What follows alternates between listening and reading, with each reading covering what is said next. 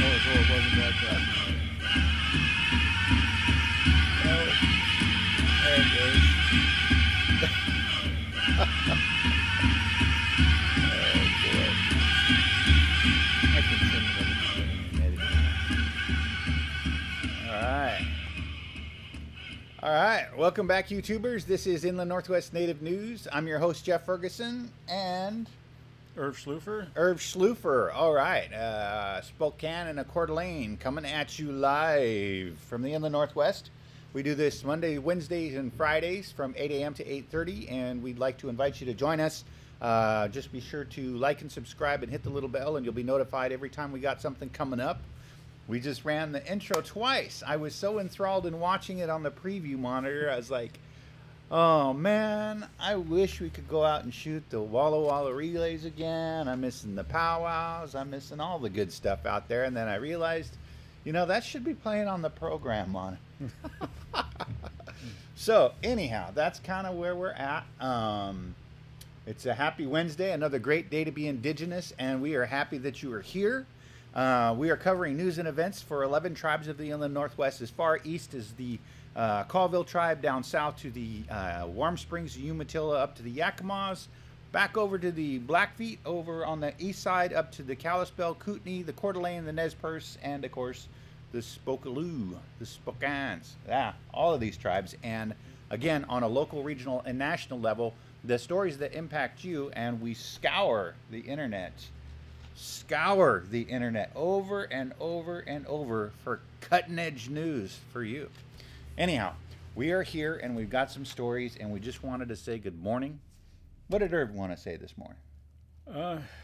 Well, I mean, we've all been affected by shooting after shooting after shooting, and I looked at Kathy McMorris's page this morning, or both of her websites, and there's no mention of it. But it's already starting. I mean, they haven't even started the funerals yet, and it's already being dismissed, and let's not talk about guns and that kind of thing. So it happens every time. You know, it seemed like, you know, a time back when they used to, you know, even, you know, they started talking about it, arguing about it, stuff after the funerals, but it's the same day. And so the pushback has already started, and so here we go again. There's a lot of talk about, you know, we got to do something about this, and I'm not an anti-gun person, you know. I grew up on the coast, we used to shoot a lot and stuff, but I have never from day one thought it was a good idea for the public to have military-style weapons, and they've proven that out over and over again with mass shootings, and of course, when the militia shows up downtown during the Floyd protest, they didn't show up with hunting rifles, they showed up with assault rifles. So I mean, it's going in the direction that we all thought. There's just no way to have those kind of guns out there and keep them out of the hands of people that shouldn't have them. You know what happened at Sandy Hook? The kid got into his mom's gun locker and killed her, and then went to the school and killed all those kids. And then this guy, this last one over in Colorado, there's something mentally wrong with him. So we haven't got all the reports on that, but there's something mentally wrong with the guy. You know, and that's the crazy part too. Is Colorado, or the Boulder had outlawed the assault rifles, and then the courts came in and said, no, you can't do that. And just a couple days later, this guy goes and buys an assault rifle, and 6 days later, 10 people are dead. We get all up in arms. We're going, we told you so, you know, and then you would think that, you know, Sandy Hook and 500 people being shot in Vegas would be enough to change something. But I think the only thing that changed out of Vegas was is they put a ban on the bump stocks. Yeah, you know, that was a good thing. But how many are already out there? You know, you can print them at home. Yeah. You They have the 3D printers. Yeah. So I mean, you know, there's the design is out there, and now they're, you know, they got these printable guns too that they're shipping in mass, you know, to the cities and stuff, and it's, you know, there is no good time for that to happen, but you know, we're trying to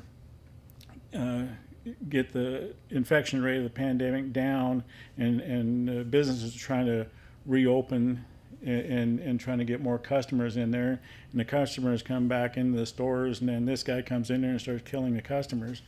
Well, we had a real problem before COVID. We were having shooting after shooting after shooting. It was crazy, and the pandemic curbed that. Unfortunately, it was, that ended up being worse than the shootings were, as far as taking lives. But it is a problem. It's really a problem. I looked it up this morning. I think I sent you a link to it, but there's been this is day 83 of the year. We've had 107 mass shootings in this country so far this year, and that means 3 or more up.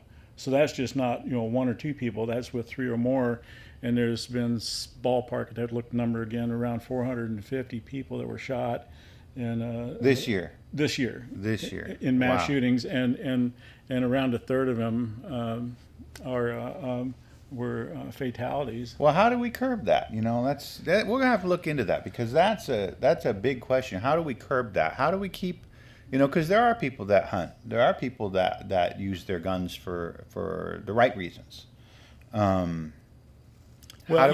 do we protect those rights without, how? It's hard. So I had that argument so many times at work, and this one guy especially, and I told him, I said, okay, you want to have these kind of guns, so what is your plan to keep them out of the hands of people that shouldn't have them? Of course, then he gets mad. You don't want to talk about it. And it's no, let's talk about it. And something else too is you want to have these guns while this is going on. Is it worth it? Is it worth it to you to know that you've got one of these guns in your gun cabinet, and all these kids at Sandy Hook and so forth, they're dead. Their parents have got to take them out and bury them. They're basically preschoolers and first graders. And is it worth it to you to own that? And granted, there are other guns out there, but if people are using these more than anything else, you're not going to be able to stop it altogether. But why give them what they need to kill more and to do more damage and more harm? And what I was seeing on the news yesterday, they were talking about comparing, like the military weapons they had in Vietnam, and these, they said they're basically the same. They might not be a machine gun, but when people get shot with them, even in the arms and legs, there's so much damage that they usually die anyway. So it's tough. It's one of those things. We have laws. We have good people, and then we have bad people that are lawless. And I have to think about, as a society, how have we evolved? I mean, over the last 100 years or so, are we back to the Wild West where everybody's got to carry a gun? Just to protect themselves wherever they go? That Bobert, she's a representative down in southern Colorado. A friend of mine, Joel, lives in that area, and she promotes. She has a tavern down there, and she promotes people bringing guns into a tavern. I couldn't imagine sitting there in a tavern, with people with guns strapped on, and they're drinking. Oh yeah, and that it's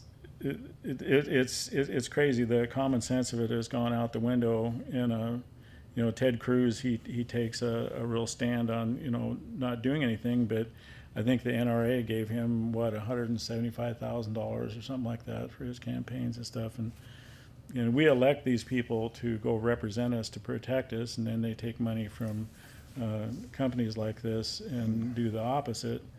And by this time next week, the front page, this story is going to be dropped off, and there'll be a article here and there about a funeral, and it's going to fall off the news, and then there's going to be something else that, can you remember, besides these last two, what the last one was? I do not. There's been so many of them you can't. I don't. Let alone even trying to remember how many got shot. I'm just surprised you told me how many there were this year, and it's like, I had no idea. How do you keep track of all that? You'd have to just sit around and monitor every news station everywhere to try to keep up with them. And it's just within this country. It's crazy. I put an album on my website this morning, and it's got a link to that information, so you can go on there, and there's a complete full list of every shooting, and how many. I don't know that I could do that. And I don't know that I could devote my time to checking out all of this stuff because it's so depressing. Yeah, it is. And then down underneath there's a local article that was talking about there's a 100-year-old law about forming armed militias. So if that law was already on the books, why did those 24 racist militia people form up downtown last summer during the Ford protest? Why were they not cited and fined? And instead, it was Annie's Books that took them on, and basically won by going to the city and saying, we don't want these people downtown. I mean, this is ridiculous. I mean, what are they going to do with all these assault weapons? They see somebody breaking a window and they're just going to open fire. Yeah. I mean, what are they going to do? So the whole city, the mayor, the council, and the police department unanimously all said, we don't want you here. And I think that's, what's been kind of keeping them out. But so I hope that they do put this front and center so that they say, you guys show up downtown here like this, we're going to start writing tickets and maybe take their guns away from them and have to go to court to get them back, something. But it's like when I went to that rally downtown the other day for the Stop the Asian Hate, there was this Asian guy that had an assault rifle there, and I think he was there to protect the guard. In Riverfront Park. In Riverfront Park. I don't want to go to Riverfront Park if there's a bunch of people that are walking around with guns, no matter what side they're on. I looked at my video, I had my GoPro on, and I walked around that crowd. I walked by that guy at least twice, nearly this close to him, and didn't even notice it. Until finally, when I was not much more closer than this, and then I looked, he's wearing dark clothes like this, and he had it sideways down across him, and it's kind of a dull, flat black. And I went, is that real? Jesus, that guy's got an assault rifle right here. I mean, how long has he been standing there? So, right. It's scary that, that they can say, well, yeah, they can open carry and walk around downtown like that. Well, how do you know if they're just being some stupid person showing off, or they're actually like this guy in Boulder? He's walking around legally until he walked into the store and started killing people. Yeah. Or actually started out in the parking lot. Yeah. Well, we're going to have to keep an eye on all that. We're almost 15 minutes into our show today, so we better keep moving. We have about 15 minutes left. So, but we'll keep an eye on the gun stuff. I know Indian country is a whole nother place, but there's a lot of urban Indians that are affected by this stuff. And here it's, like I said, in Riverfront Park, those are the lands that our ancestors would fish from. And I don't necessarily know that that's headed in the right direction. Anyhow, moving right along, we have a story here, a quick announcement. This is on Bria Goggles. This is right here in Spokane, and this is she's been missing since March 15th. She's a Native American 17-year-old female, 5 foot even, 118 pounds, brown hair, brown eyes. If you've seen her, contact the Spokane Police Department at 456-2233. Again, that's 456-2233. She's been missing again since March 15th. Keep an eye out for her. One of the things that I thought was really tough about this particular case is that she's been missing since March 15th, and I just saw the announcement yesterday on this, which is 8 days later. A lot can happen in 8 days. It's hard, and unfortunately, it's a problem, and that's kind of the topic of our show today, because it is in Indian country. There's a crisis in Indian country. This one coming out of Native News Online. They have a workshop coming up, Crisis in Indian Country, Missing or Murdered Indigenous Women, Thursday, May 5th at 7 p.m. on Facebook Live. And we'll leave the link to this in the comment section below. This is a live stream. The Missing or Murdered Indigenous Women crisis is of epidemic proportions, according to Representative Deb Haaland, U.S. Department of the Interior Secretary. Since entering Congress, she has worked diligently to bring attention to the crisis that has received little national media attention. More than 1 in 2. Wow. more than 1 in 2 Indigenous women will experience sexual violence during their lifetimes, with more than 1 in 7 experiencing it in the past year. Murder is the 3rd leading cause of death among Indigenous women. For years, the epidemic of missing, murdered, and trafficked Native women and girls has been ignored across the country, Holland said, as she introduced the legislation to combat the problem. Native News Online will examine the MMIW crisis on Thursday, April 8th, during a 1-hour Facebook live stream program. The program will provide an overview of the crisis and host a panel of experts who will discuss possible solutions to stop this tragic chapter among Indigenous people. So, that being said, we want to encourage you to check that out. Get yourself up to date. We have 2 representatives here in Washington State, one on the west side who's Patty Ghosh, and we have one on the east in eastern Washington, which is Don Pullen, and they are tribal liaisons to the state patrol, and they're working on this epidemic. Unfortunately, here, last I heard that number was over 300 missing and murdered Indigenous women in Washington alone. And that's only over about the last, since I think, I guess it's actually been going on a year now. So it's probably even much higher than that, is my guess.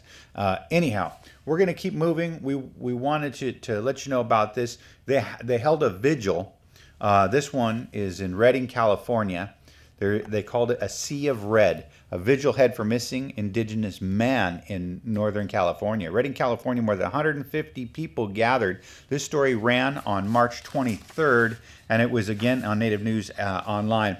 More than 150 people gathered last Saturday at a federal district courthouse on Belchley Lane, creating a sea of red clothing to stand in solidarity with missing and murdered Indigenous people in Northern California, specifically Nick Patterson, a Pat River tribal member, 27 years old, who's been missing for more than 15 months.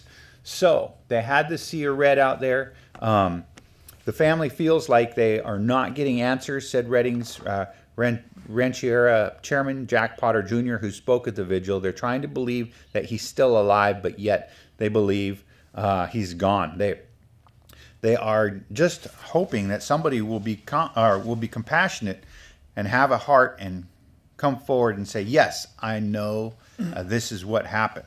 Patterson was last seen at Hat Creek.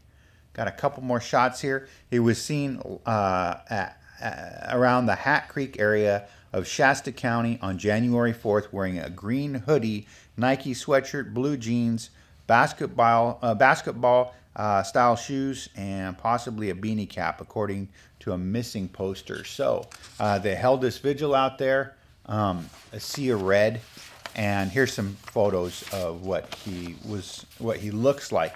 The poster identifies him as a 5'8" and 5'9" and about 220 to 235 pounds. There's a reward of $6,000 for him, leading to his finding. Patterson's disappearance represents more than just a single loss for Indian country, Potter said. Though Shasta County Sheriff's Office has been investigating the case, along with private investigators hired by the family, no real evidence has turned up. Patterson's name currently sits among a database of others alongside the roughly 14 other cases of missing and murdered Indigenous girls and 2 spirit people that get reported each year in California. Indigenous people are 2.5 times as likely to experience violent crimes and at least 2 times more likely to experience rape or sexual assault crimes compared to all other races, according to the National Congress of American Indians. At Saturday's vigil, Patterson's grandmother, Laurel Seal, who he lived with before going missing, spoke about the grief familiar to many Native American and Alaskan Native families. She recounted the loss of a cousin who went missing, and he was found 20 years later when a construction team building a bridge unearthed the skull that matched the DNA of this missing person. So it's something that's been going on for a long time.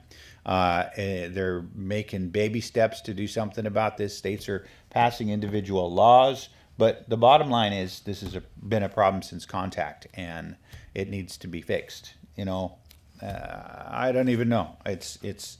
Hearing this story, really, this is disheartening, but it's just one more story among hundreds of stories and thousands, actually, if you go back over the years. What do you think, Irv? I'm thinking, people sometimes don't get involved until after it happens to somebody in their family. It happens a lot, like with these mass shootings too. They hear about the news over and over and over again, and then when it happens to them, I don't know how you change that. There's a lot of people involved that are not victims of it, but I don't know how you shift that tide to make it better than it is. Well, that's a good point. That actually leads us into our next story here. This one out of Montana, Jermain Charlo's family friends hold demonstration outside Missoula Police Department March 19th. At a demonstration Friday demanding justice for Jermain Charlo, a Confederated Salish and Kootenai tribal member, one protester held a sign plastered with a search warrant for Charlo's phone location the night she went missing. About 20 of Charlo's friends and family gathered outside the Missoula Police Department asking police name the ex-boyfriend, Michael DeFrance, as a suspect in her missing persons case. Pure frustration is why our family is out here today, said Danielle Matt Garcia, Charlo's aunt. Charlo went missing on June 16, 2018. A Missoula Housing Authority security camera captured her about 1 a.m. walking through a downtown alley behind the Badlander Bar toward Higgins Avenue. This is just crazy. They have footage of her. They have a suspect. That was the last known sighting of Charlo. However, according to a search warrant filed in Missoula County District Court, Charlo's cell phone was at or near Michael DeFrance's residence between 2 a.m. and 10 a.m. on the morning she disappeared. Missoula police received that information on June 27, 2018, so this is 9 days later, according to the search warrant. Garcia doesn't understand why DeFrance hasn't been arrested, she said. Standing on the corner of West Bruce Street and Ryman Street, the demonstrators chanted, "Who wants justice? We want justice," and waved signs with Charlo's picture. So, Chayla Russell, one of Charlo's cousins, helped organize the demonstration. Russell previously organized an event to raise awareness about Charlo's case in June 2020 on the second anniversary of her disappearance. Russell is the daughter of Garcia. When people were slow to find out why the group was there, the family was ready to answer their questions. Her case has basically become a cold case, Russell told one of the passing men. The man told her the police don't care about Native American lives. "I kind of already know that, Russell said after the man walked away. Garcia wanted to make sure the protest was outside the department rather than a march. So this is one way to do it. It took 11 days for them to begin searching for Charlo. Now, 2.5 years later, how much evidence was lost, Garcia said, if they would have started looking for her right away. Another of Charlo's aunts, Valenda Morago, said she has no problem with Missoula Police Department Detective Guy Baker, the detective on Charlo's case, but her feelings about how the police are handling the case are complicated. Yeah, I can imagine they're extremely complicated. Moragos filed the first missing persons report for Charlo in Missoula County. She said she wishes police would be more straightforward so the family could help more with the search. The Missoula Police Department did not immediately respond to a request for the demonstration. So, yeah, this is out of the Missoulian, out of Missoula, Montana. Gosh, that's a long time. I couldn't imagine having one of my family members go missing that long and not have, have all of that evidence, either destroyed or washed away or just, removed or whatever. There's so much opportunity to cover up that crime in that amount of time. That's disheartening. So, what do you think, Irv? I've had to deal with a lot of racism my whole life, and I found out, that being one of the only ones, say, in a work environment, everybody that can do something about it are white, and they don't understand what it's like to be treated that way, or they are actually racist themselves. So the people you need to go to try to put a stop to it or get some help on something like that, or it's just going to go by the wayside. I can go back, at Kaiser from the day I hired in there for over 23 years, having my words fall on deaf ears. And I'm not involved with, trying to interact with the police on something like this. But that would be my first thought is it just going to fall on deaf ears? I mean, that's the way it's always been. I don't know how to break through those walls. Yeah, it's tough. They're like I say, as Indian people, we're outnumbered. We're less than 2% of the population. That means we're outnumbered 98-2 on everything. Everything. Doesn't matter what it is. Doesn't matter whether it's looking for our people, trying to pass laws, saving the land or air or water or any of that stuff. We're always way outnumbered. So it makes it a slow moving process. But, the past couple of years, there has been progress. So we just got to keep the ball moving in the right direction. And again, a lot of it goes back to getting out and voting. Voting our non-native allies into office and our native peoples into office so they can make the changes that we need to see. So, yeah, it's I'll try to make this short, but back in the 70s, I bought a car over in Mossy Rock, and I'm heading through Yakama in the middle of the night, and I'm almost out of gas. I don't know the area, and of course, you don't have GPS. And I saw a state patrol, so I pulled over and I rolled down my window, and I told him, I'm on my way to the Tri-Cities, and I'm almost out of gas. Can you give me directions to the closest gas station? Of course, he gets out. He's got to check my driver license, ID, look the car over with a flashlight and all this kind of stuff. And then he's going to leave, and I go, the gas station? He's going to search me and going to do all this stuff. I'm sure he looks at the color of my skin, and with all the Hispanic people over there and the way they get treated, he's asking for help, and he treats you like a criminal. Yeah. And so it's been a lifetime of that. You just don't forget those things. And I don't know. I couldn't tell you right now if you were to go downtown and talk to someone who's really sympathetic, that's actually really going to listen and actually do something. I couldn't direct anybody to that. Yeah.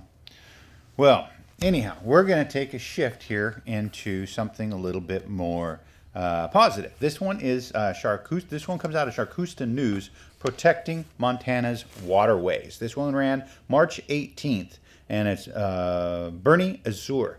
Rivali, it's that time of year again.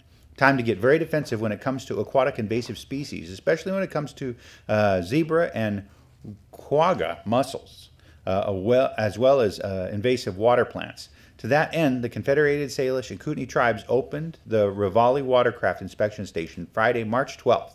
It is one of two at CSKT, operates under the Montana Department of Fish, Wildlife, and Parks contract. The other is located in Thompson Falls.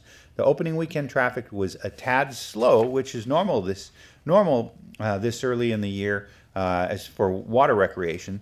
The spring Mac Days fishing event did contribute to most of the inspections. There were 66 of them conducted at Rivali over the weekend.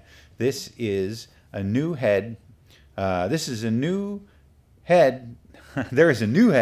The Aquatic Invasive Species Program. Katie Finley replaces Eric Hansen as the AIS Program Coordinator. Our mission, besides the inspections, is educating the public about aquatic invasive species when they stop at our stations. We not only look out for the quagga and zebra mussels, but also for invasive plants, Finley said. Some might see the inspections as a nuisance, but they are necessary. So we are on the lookout out there and the CSKT res. So here we go. Here's some imagery down here, checking them out. And I know that you were following some of this. So this is Mitchell Parker gets vital information from the boat owner about the boat he is inspecting. So we appreciate what they're doing out there because that helps all of them. That helps all of our waterways when we can control the invasive species. So I know that you have been tracking the snails and mussels. Those zebra mussels. That album I put on my website has gotten a lot of activity. And just right when you were talking about this, I just got thinking, what about those little moss balls that they've been finding? Man, is that invasive? It would be, I guess. I didn't even think about it because it said that they're being harvested out of the wild in Ukraine. And so, that's where our infections came from to begin with, is ships coming from there coming to this country and dumping their bilge water, and that's how that got here the first place. And then they're over there picking this moss, and it just what you just said right there. I didn't even think to ask, so maybe that would be a quite good question to ask them. Is because if they dump that in the water, I mean it's you got mussels in that, but I have no idea. Yeah, we'll have to look into it.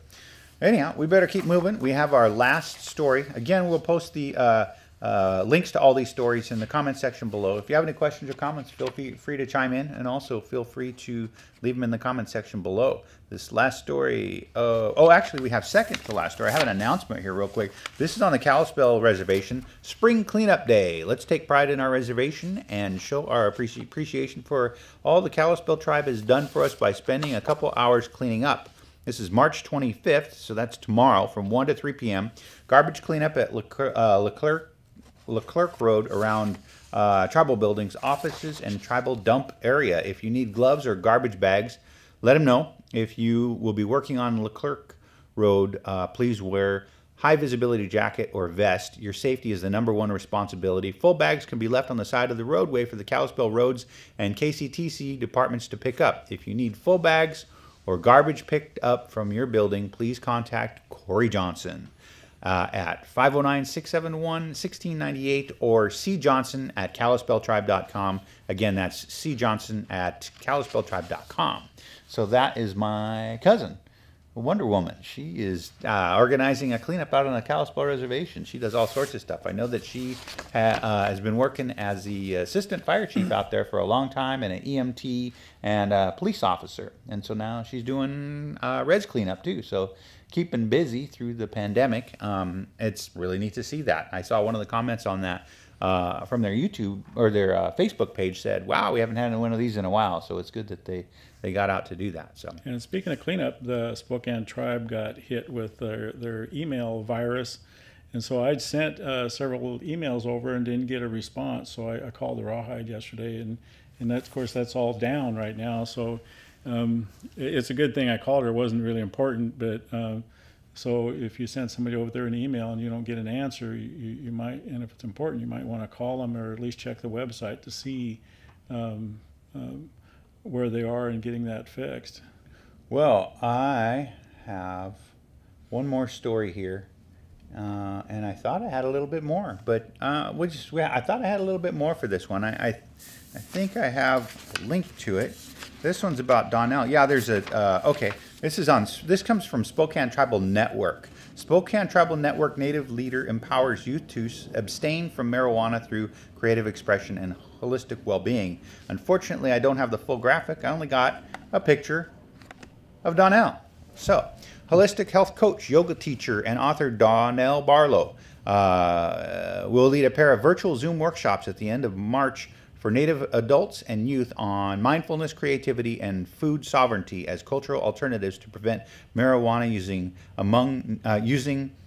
among Native youth in Washington. These workshops are presented by the My Culture, My Choice, Respect campaign from the Washington State Department of Health.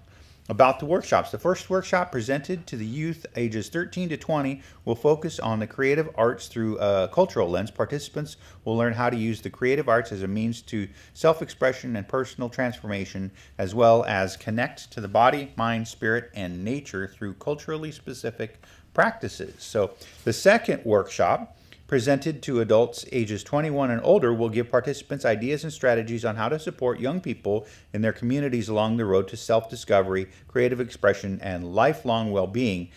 Well-being. It's lifelong well-being. Hey, just kidding. Bint. As well as ideas on funding for community support groups. Donnell Barlow about Donnell Barlow. Barlow has a deep passion for working with Native youth and using traditional foods and medicine has been at the forefront of her work. She is the author of 3 books in 3 genres. In 2018, she released Medicine Tracks, a memoir. In 2019, she illustrated and wrote her first children's book, Bigfoot and the Lightning Bug. And in 2020, Barlow released Words Have No Meaning, a book of poetry and an illustration. She is the recent recipient of the Spokane Arts Grant Award, which will fund her upcoming children's book, Creature Teacher Yoga. This book combines cultural teachings of animals and the Salish language. Barlow uses these creative resources with a wide variety of skills in her seminars, webinars, and workshops. So you can join the workshops. The youth workshop is March 23rd, 3 p.m., and you do need to register in advance, and the adult workshop is the 25th at 11 a.m. They're free and open to all tribal communities across Washington State, and you can find information on that on the Spokane Tribal Network's Facebook page, and we'll leave a link to that in the comment section below. So Donnell was with us at the One Heart Native American Arts and Film Festival, and she did a book reading there when she had the Bigfoot and Lightning Bug book out, and so she read to the kids out there. It was pretty neat. The kids really enjoyed it. It's kind of a neat concept that she's doing, and she had Emma Noas do some of the illustrations for it. So I did not know that she was part Yurok. 20 years ago, I was working with environmentalists, so forth, down in Humboldt County to help stop the clear cutting of the ancient redwoods. And a friend of mine from down there sent me a story the other day. It said the Yurok and there was a couple other tribes got together, and they're offering vaccinations to everybody in the community, not just the tribal people. And they're saying they're going to protect themselves by protecting all the people that live around them. yeah, it's cool. It's kind of the Indian way, you know. It was really a good idea, so way to go on that one. Cool. Well, we'll keep an eye out for Donnell. Shout out to Donnell. I haven't seen her around in a while, but we've been in a pandemic. I'm sure that's kind of kept everybody inside, but we'll keep an eye out for that workshop or those workshops that she's doing. And good luck with those, Donnell. And shout out to all of our followers. Shout out to the gals down in Cabo that are down there with Margot and just having too much fun over spring break. We're missing you up here. We can't wait for you to get back. And shout out to our new subscribers. We hit our 500th subscriber the other day, a couple days ago. So we want you to let you know that we appreciate you checking us out and tuning in. If you have any friends or family that would like to subscribe, be sure to send them the link and send us your story ideas. If you have an interview you think that we should do, let us know, and we'll be happy to do that. We can do them live right here. We can do it over the phone. We can do it over ZooTube. We can do it over Zoom. It'll come out right out here on YouTube. We could do it on Facebook. A couple other platforms we can do it too. But anyhow, thank you once again for joining us. Thank you for being here, Irv. We appreciate it. And I think that's about all the time we have. So Yeah, that's good. All right. She Uhoy and Lemlech. We will see